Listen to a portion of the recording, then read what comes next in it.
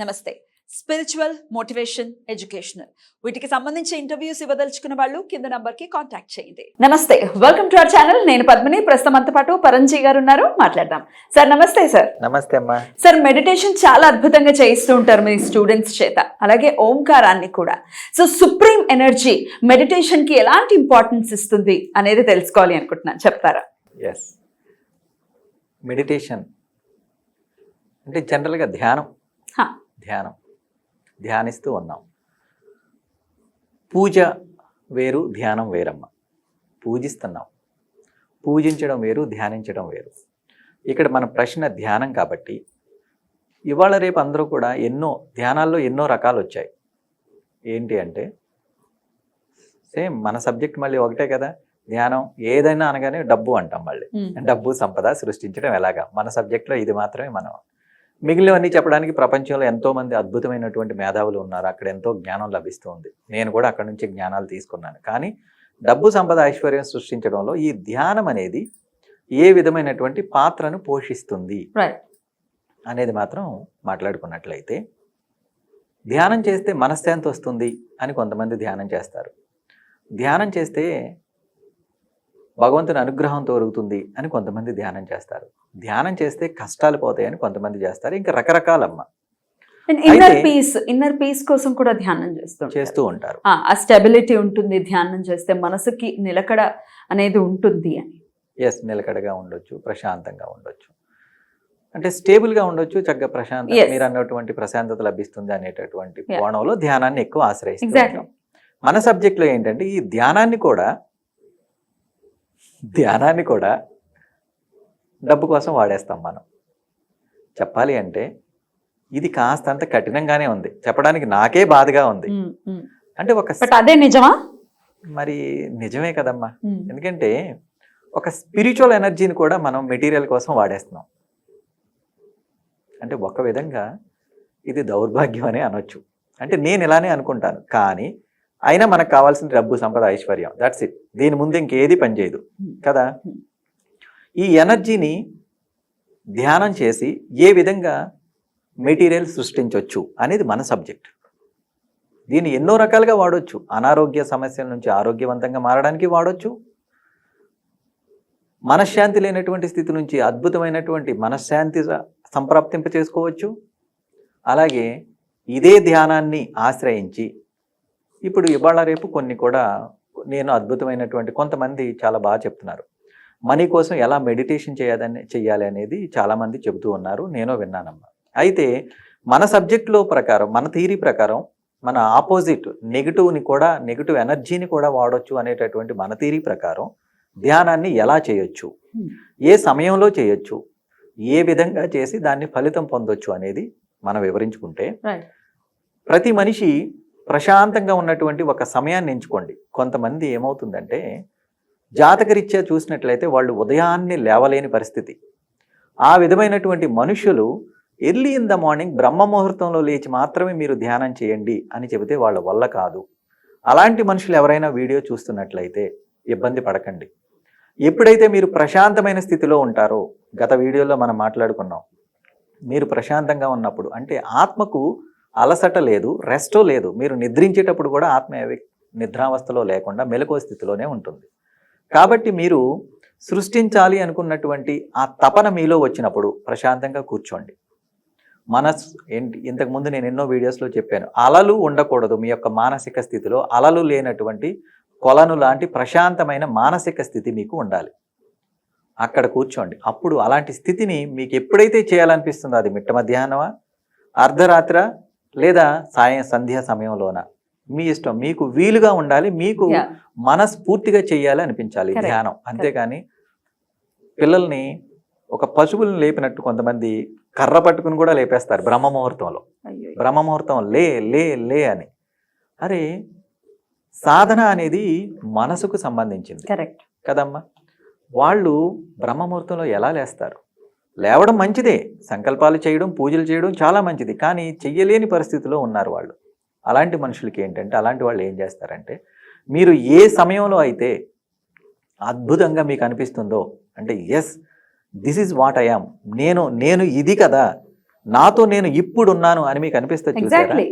ఆ సమయంలో ధ్యానం చేయండి. మీకు నేను ఇచ్చే సలహా ఇదే. ఆ సమయంలో ధ్యానం చేసి అప్పుడు సంకల్పించండి ఒక సంకల్పాన్ని. సంకల్పించి ఏంటి మీకు ఏదైతే అవసరం ఉందో, ఎందుకంటే మీరు కంఫర్ట్గా ఉన్నారు, మీతో మీరు ఉన్నారు ఆ సమయంలో. అది ఏ సమయం అనేది అసలు మీరు ఆలోచించొద్దు, అనుమానం కూడా పెట్టుకోవద్దమ్మా. అప్పుడు ప్రశాంతంగా ఒక్క 10 నిమిషాలు కూర్చోండి. మీరు గంటల తరబడి చెప్పినా పర్వాలేదు. ఎందుకు అంటే సమాధి స్థితి అనేది కొన్నిసార్లు కొన్ని క్షణాల్లో జరిగిపోద్దమ్మా. కొన్నిసార్లు సెకండ్లో 10వ వంతులో కూడా జరిగిపోద్ది సమాధి స్థితి. కానీ అది ఎప్పుడు జరుగుతుంది? మీరు బలవంతంగా లేచి, బలవంతంగా చల్లనీళ్ళు స్నానం చేసి, బలవంతంగా కూర్చుని ఓం హీం అంటే జరగదమ్మా అది. కాబట్టి మీకు అనుకూలంగా మీకు చేయాలనిపించిన సమయంలో ప్రశాంతంగా కూర్చుని అద్భుతంగా ఒక 10 నిమిషాలు మీతో మీరు ఇన్నర్ జర్నీ చేయండి ఏకాంతంగా. అది చేయడానికి ముందే మీ జీవితంలో ఏదైతే అత్యవసరమైనటువంటి ఒక వస్తువుని మీరు సృష్టించాలి అనుకుంటున్నారో దానికి సంబంధించినటువంటి కొన్ని పదాలను సంకల్పం రూపంలో ఏర్పాటు చేసుకోండి. అంతేగాని గుళ్ళోకి వెళ్ళి మనం దండం పెట్టుకునేటప్పుడు స్వామి నేను ఒక వ్యాపారం పెట్టాను, ఆ వ్యాపారం బాగుండాలి అనే విధంగా సింపుల్గా కాదు. ఆ సంకల్పానికి ఎమోషనల్ ఎనర్జీ ఉండాలి. ఎలాంటి ఎనర్జీ సార్? ఎలా సార్? ఇప్పుడు మనం మాట్లాడుకుంటూ ఉన్నాం కదమ్మా. అంటే సపోజ్ ఎగ్జాంపుల్గా నేను మీ జీవితం కోసమే నేను ఒక సంకల్పం చేశాను అనుకుందాం. అప్పుడు నేను ఎలా సంకల్పిస్తానంటే, అంటే నా సంకల్పాలు మీకు అనిపించవచ్చు, అరే కొన్ని మతాలను కొన్ని శాస్త్రాలను ఫాలో అవుతుందని మీకు అనిపించవచ్చు, కానీ వాస్తవానికి ఇదే నిజమమ్మా. ఒక సంకల్పం చేసేటప్పుడు మనిషిలో అత్యున్నతమైనటువంటి భావోద్వేగం ఉండాలి. అదే ఎమోషనల్ ఎనర్జీ అంటే. ఇప్పుడు నేను మీ గురించి నేను సంకల్పం చేయాలన్నప్పుడు, సంకల్పం అనగానే కళ్ళు మూసుకుపోతున్నాయి చూసారా. సంకల్పం చేసేటప్పుడు ప్రశాంతంగా కూర్చున్నాను, నాకు అనుకూలమైనటువంటి సమయం, ఏ విధమైనటువంటి డిస్కంఫర్ట్ ప్రెషర్స్ కానీ కంఫర్ట్లెస్ లో కానీ నేను లేను, చాలా కంఫర్ట్గా ఉన్నప్పుడు ప్రశాంతంగా కూర్చొని నాకు తల్లి లాంటి లేదా నాకు ఎంతో ప్రియమైనటువంటి పద్మిని తన యొక్క జీవితంలో ఒక మహా అద్భుతమైనటువంటి స్థితికి చేరడానికి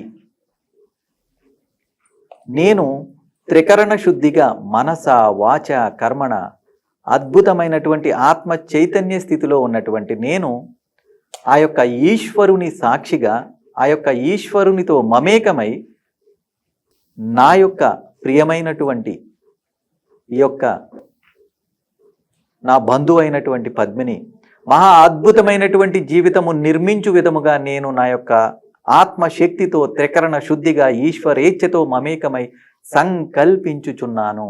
ఈ యొక్క సంకల్పము వాయు వేగముతో భౌతిక సంఘటన వలె తన జీవితంలోకి ప్రవేశించునుగాక. తదాస్తు తదాస్తు తదాస్తు అని సంకల్పం చేసి ప్రశాంతంగా మీరు అనుభవిస్తున్న ఆ జీవితాన్ని నేను ఇమాజిన్ చేస్తూ మీరు ఎంత ఆనందంగా ఉన్నారు అని, మీ ఆనందాన్ని నా ఆనందమే అనే విధంగా నేను అనుభవిస్తానమ్మా. ఇది ఒకళ్ళ కోసం ఒకళ్ళు చేసుకోవడం, మన కోసం మనం చేసుకోవడం. ఇక్కడ ఉంటుంది చూసారా ఎనర్జీ, ఇది అసలైన ఎనర్జీ అంటే, అసలైన ఎమోషన్ అంటే ఇదమ్మా. దీనికోసం మీరు ధ్యానం చేయాలి. ఈ 10 నిమిషాల ధ్యానాన్ని మీకు వీలున్నటువంటి సమయంలో సో ఇలా సంకల్పించుకుని ఎవరికి వారు చేసుకోవటం అనేది అసలు సిసలైన ఎమోషన్తో కూడుకున్నది అని చెప్తున్నారు. అండ్ ఇంకొకరి బాగు కోసం చేస్తే వెంటనే ఇమ్మీడియట్గా అది రిజల్ట్స్ పొందుతాయి అని కూడా మనం వింటూ ఉంటాం. ఎవరైనా బాగు కోసం అరే వాళ్ళు బాగుంటే బాగుండు అనుకోగానే వాళ్ళు బాగుపడటం అనేది జరుగుతుంది. అండ్ అది సుప్రీం ఎనర్జీ కూడా ఏకీభవిస్తుందని మీరు చెప్తూ ఉన్నారు కాబట్టి, అండ్ మనం సంకల్పించుకుని తర్వాత మెడిటేట్ చేయమంటున్నారా?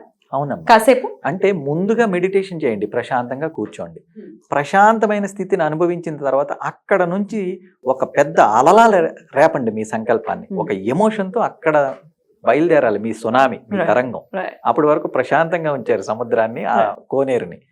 అక్కడ విసరండి మీ సంకల్పాన్ని ఒక రాయిలా, అది ఒక అలలాగా రేగుతుంది. దీనికోసమే ఈ విధమైనటువంటి సంకల్పాలు, ఈ విధమైనటువంటి జీవితం మనకు లేదు. మన ధర్మంలో ఏమైంది అంటే ఒకళ్ళ కోసం ఒకళ్ళు సంకల్పాలు చేసుకునే పరిస్థితులు లేవమ్మా. అందుకే మేము ఒక వినూత్నంగా ఓంకారాన్ని ప్రతి బుధవారం చేస్తూ, ఆ ఇంటి క్షేమం కోసం మేము ఓంకారం చేస్తూ, ఓంకారం అయిపోయిన తర్వాత సృష్టింపబడినటువంటి ఆ శక్తితో ఆ ఇంటి క్షేమం కోసం మేము అద్భుతమైన సంకల్పాలు విడుదల చేస్తూ ఉన్నాము. అద్భుతం సార్, అద్భుతం. చాలా బ్యూటిఫుల్ సబ్జెక్ట్, ఒకరి హితం కోసం చెయ్యాలి అనుకునేటటువంటి సబ్జెక్ట్ ఖచ్చితంగా ప్రజల్లోకి వెళ్ళాలి అని మనస్ఫూర్తిగా కోరుకుంటూ thank you so much sir. నమస్తే. నమస్తే అమ్మా.